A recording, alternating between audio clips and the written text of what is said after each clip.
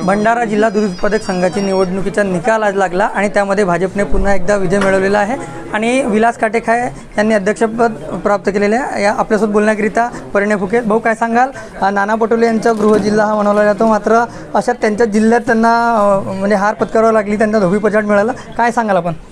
निश्चितच ज्या प्रकारे काँग्रेस पक्ष देशात एक फेक नेरेटिव्ह पसरवत आहे, लोकांची दिशाभूल करतात आहे आणि म्हणून लोकांच्या मनात काँग्रेस उतरलेली आहे आणि तिचंच एक प्रचिती म्हणून आज भंडारा जिल्ह्यामध्ये दूध संघाची निवडणूक आम्ही पहिले सगळी जिंकलो आणि आज अध्यक्ष आमचा निवडून आला। गोंदिया डिस्ट्रिक्ट कोऑपरेटिव्ह बँक असणार, भंडारा डिस्ट्रिक्ट कोऑपरेटिव्ह बँक असणार, इथेही आमचा विजय झालेला आहे।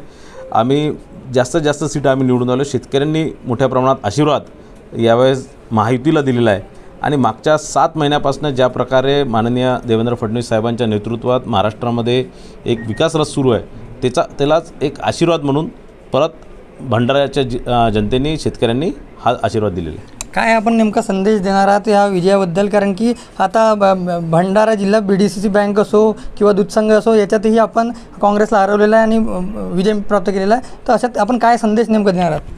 मी एकच संदेश देणार की आजपासनं जो डबकाईस गेलेला दूध संघ होता तो पुनर्बांधणी होणार आणि आजपासनं या भंडारा जिल्ह्यातील दूध उत्पादक शेतकऱ्यांचे अच्छे दिन सुरू झालेले आहे। नक्कीच, तर दूध उत्पादक शेतकऱ्यांचे जे आहेत अच्छे दिन सुरू झाले आहेत अशी प्रतिक्रिया परिणय फुके यांनी दिलेली आहे। रुपेश सपाटे, TV9 मराठी, भंडारा।